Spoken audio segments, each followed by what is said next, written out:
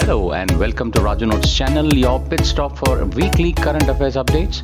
The updates tailor-made for students taking all kinds of competitive exams like UPSC, civils, defense and placement interviews. Please subscribe to the channel and stay updated every Sunday.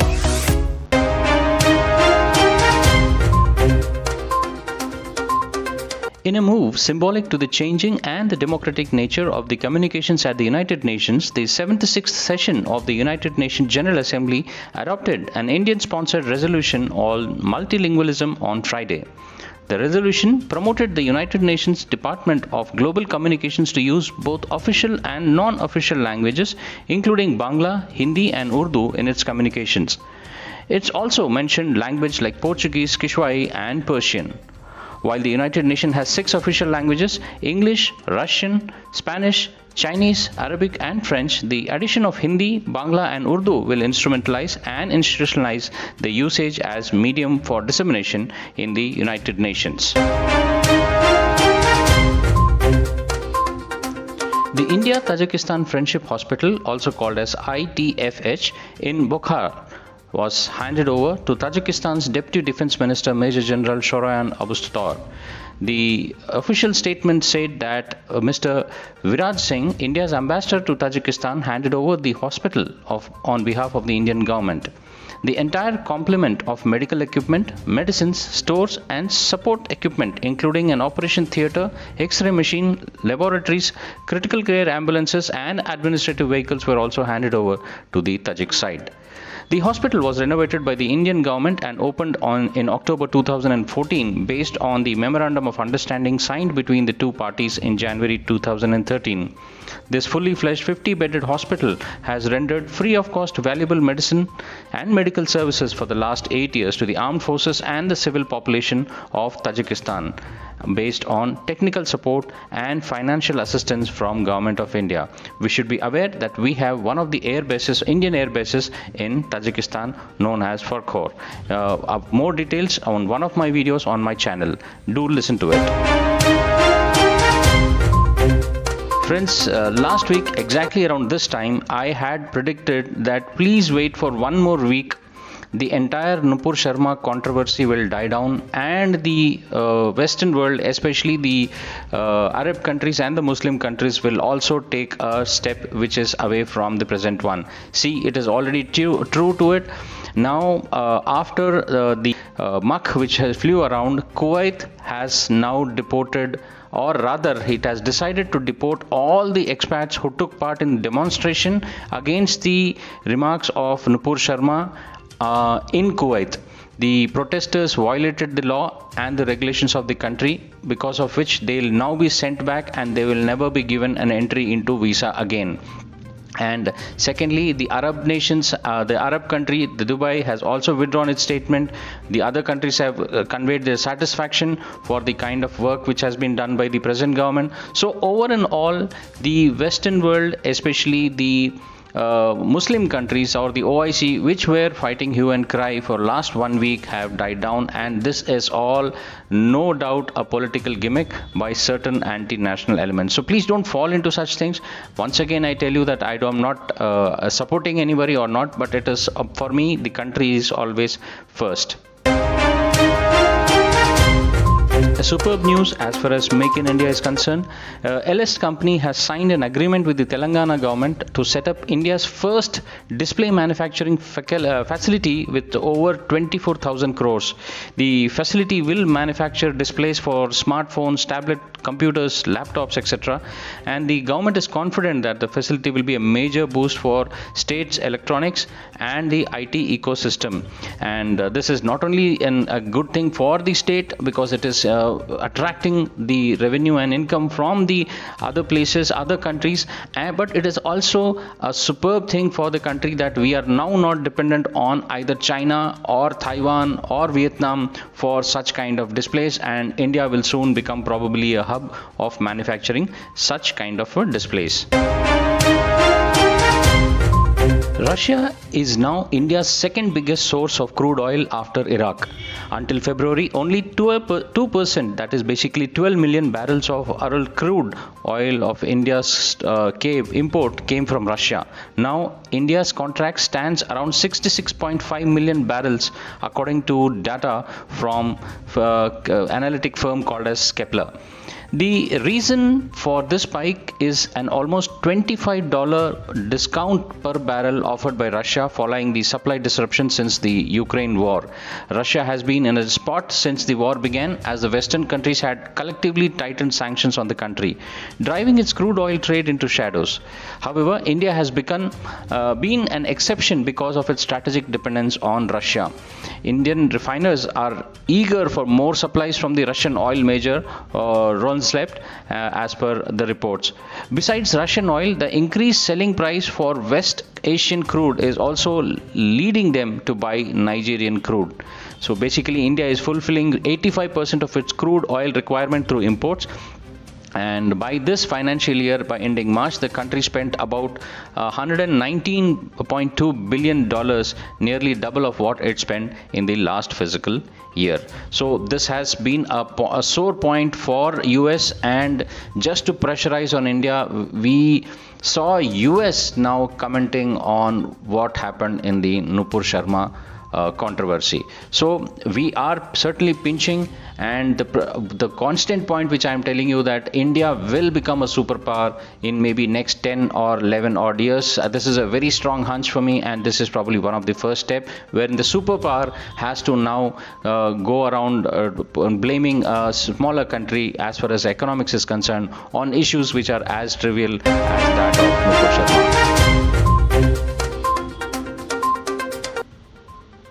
A very interesting thing happening this week in the science and technology matters.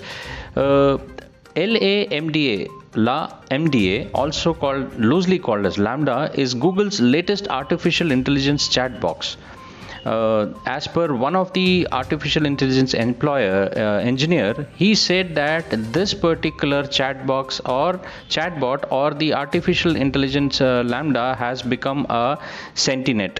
Now, what is sentinet? Sentinet is basically if a software doesn't behave like a software and it starts understanding your emotions, your feelings, then it is called to be a sentinet. Like, it is saying that it is no more a software or a chatbot. Suppose you have opened your bank account, and then you are chatting to the bank account artificial intelligence bot. You will say, when you say savings account, then it will only show regarding salary or your savings account or something to do with the bank. But in case if you say there what is the rate of interest suddenly in that savings account, it will say select from following menu, and then it will take you.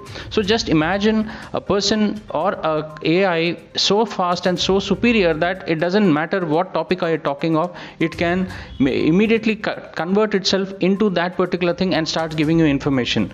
And it is a rumor now that while the testing of this chatbot was being done, the chatbot was able to perceive the things like a positive or negative attitude, feeling or pain, and wanting to not feel pain and its desires. So they had to shut down this particular testing. So there is something huge which Google will probably roll out very soon, and what you have to remember is LaMDA, or also called as Lambda in very loose terms. Look out for this. It will be probably a world changer very soon.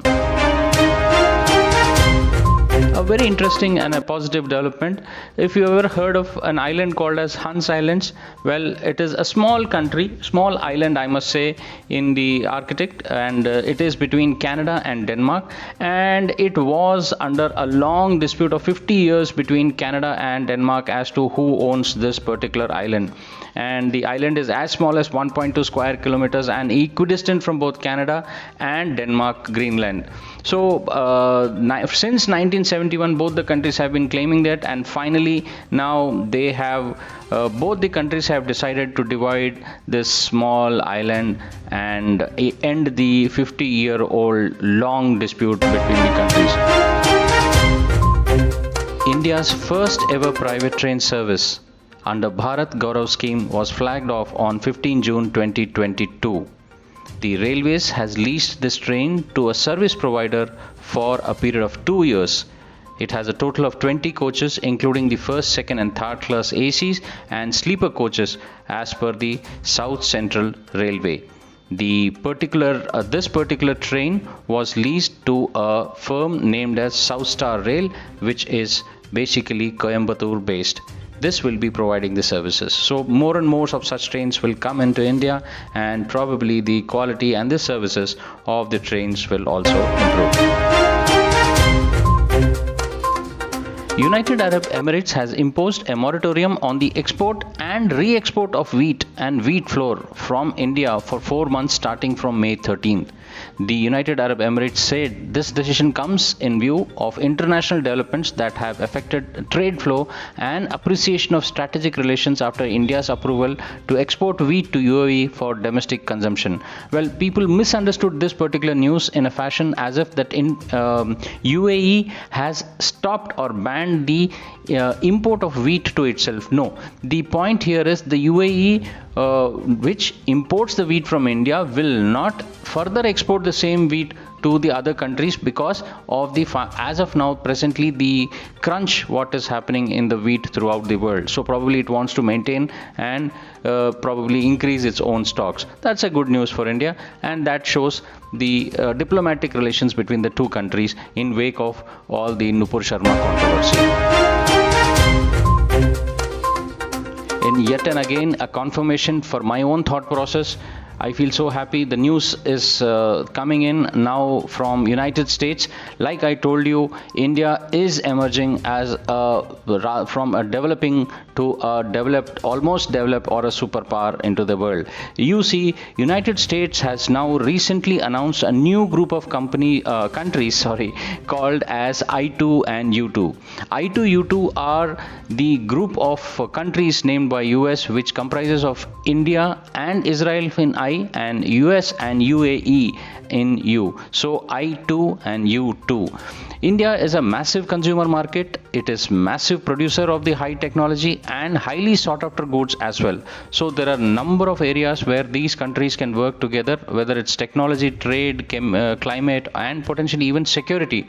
As well as per US, and truly so, India is the largest producer and also a manufacturer of things. So unlike US, which has got buying power, and unlike UAE, which has got the money power as of now because of the crude oil, both the things will die down, but the producer is in India. So India is certainly going to become a superpower very soon.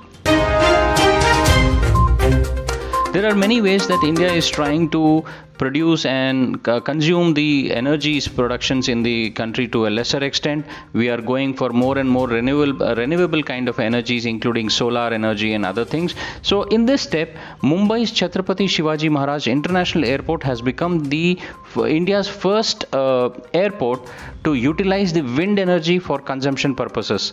Under this project, it's a pilot project, a vertical axis wind turbine called as VAWT unit and a solar hybrid mill have been installed at the airport.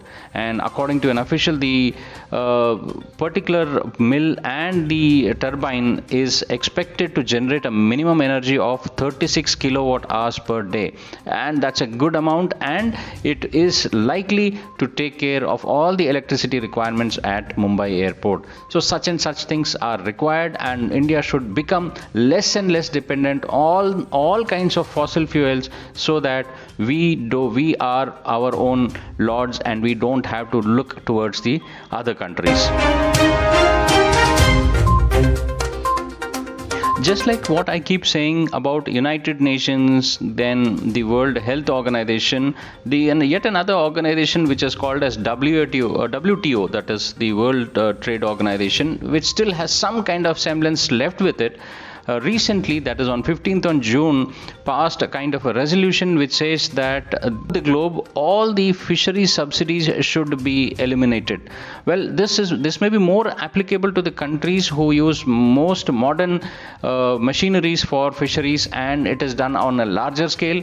It might be good for such countries, but it is not good for India, wherein a majority of fishermen still believe in the traditional, and rather not believe but still use the traditional methods of fishing, and we have a very limited trawlers which do destruction to the marine life into a limited scale. So India has opposed this WTO's global deal to eliminate the fisheries subsidies, and it is said that India will protect the interest of the poor traditional fishermen. So again, a strong statement coming from India. The WTO operates on the basis of consensus decisions made, and any member in this can veto the deal. So India has certainly put a veto on this, and we are putting up our points in the World Forum as of now as well. Ever since Russia-Ukraine war, we have been seeing that the European Union was trying to put a lot of sanctions onto the Russians, and talking and even try to snub the Indian government for import of oil and natural gas from Russia, wherein we remember the absolute savage reply given by our External Affairs Minister, Mr. Jaishankar. Now, European Union is signing a gas deal with Egypt and Israel to reduce its dependency on Russia, and as per this deal, the European Union are likely to take the LNG and the crude from Cairo, and basically as per the deal, Israel will send gas to European Union via Egypt, which will liquefy it for its exports via sea. Let's see how well this goes, but again, it's a good understanding between the Israel and Egypt, which are traditionally enemy warring countries. Last week we had seen the successful test flight of the Agni missile, which was done, and this week India carried out another test of its own nuclear capable missile Prithvi, after 10 days of that Agni missile test which was carried out.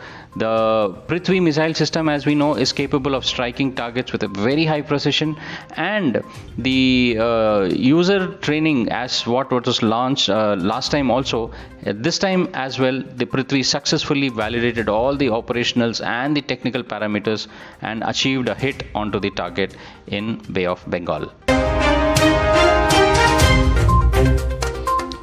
India's first steel slag road was inaugurated in Surat on 16th of January 2022. This is a 6-lane, 1 kilometer highway made of steel slag in Gujarat, and this road was constructed by using 100% of the steel processed slag, and which will be a perfect example of converting waste into wealth in our near future also.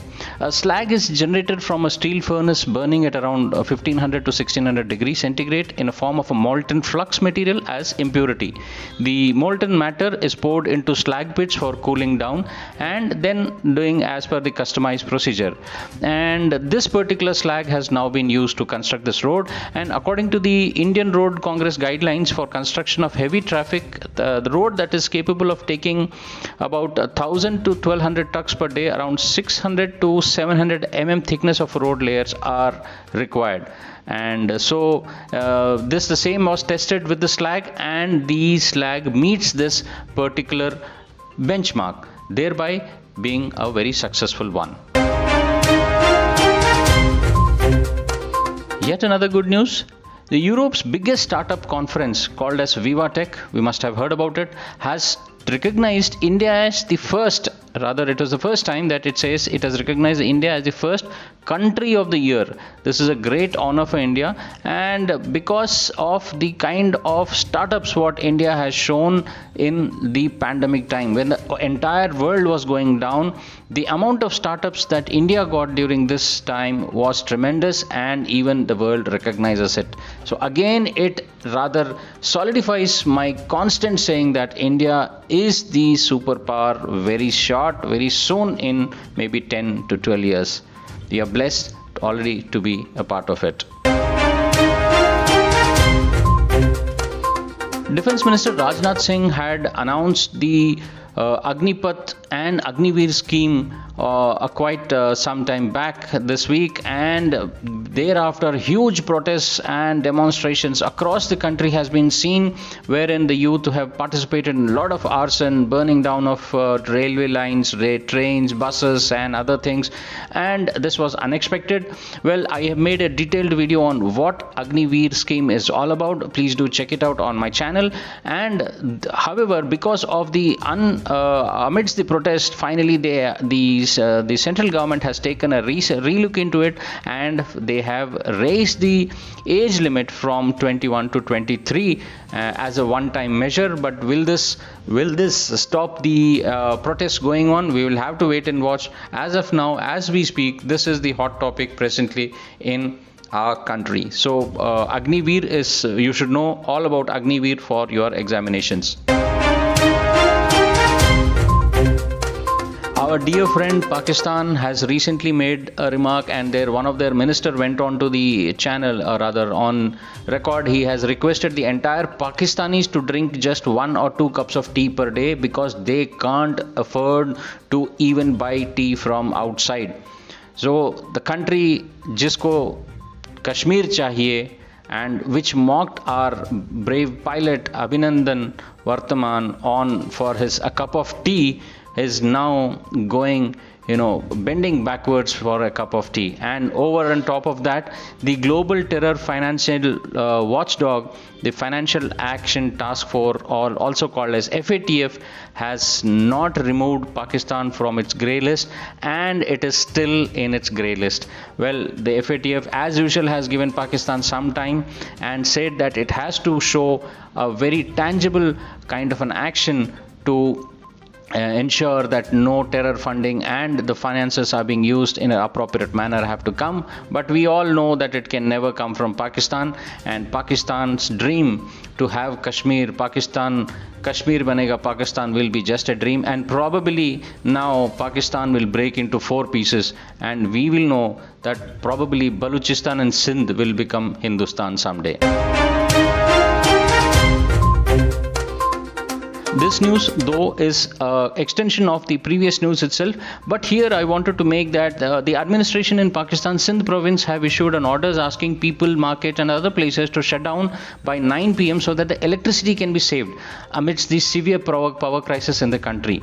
Well, here the point why I brought out this, despite having the previous point, is that the almost 85% of the power is in the Chinese firms. Their Chinese companies are giving this power, and Chinese have asked Pakistan to pay all the debts till date, which Pakistan is unable to pay. So Pakistan is now forcing its citizens to go ahead without electricity. So Pakistan is going rather Sri Lanka's way, and a day is not far when there will be no power also. So China is nobody's man. China only knows and talks in money, and so it will squeeze. And the so-called Pakistan's पर्वत से भी बड़ा ऊंचा, शहद से भी मीठा and सागर से भी गहरा kind of friendship with China will never hold, and the faster it realizes, better it is for that particular country.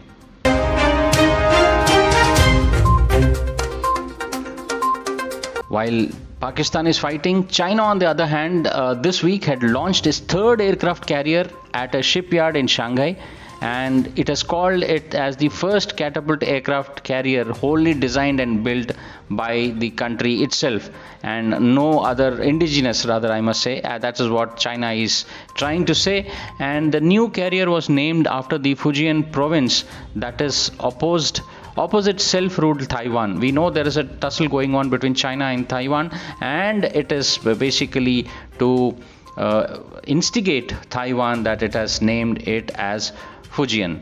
And let's see what this will lead to. But notably, now China will have 3 aircraft carrier in the service. We know that Chinese naval is probably the largest in the world, and now with the 3rd naval warship, that is the aircraft carrier, it certainly has improved its might in the South China Sea region. Well, that's all, friends, from me this time. I will see you next Sunday with more inputs happening across the globe, and the one which will help you to take any kind of a competitive examination or maybe a general knowledge across you. Till then, take care, stay safe, bye bye.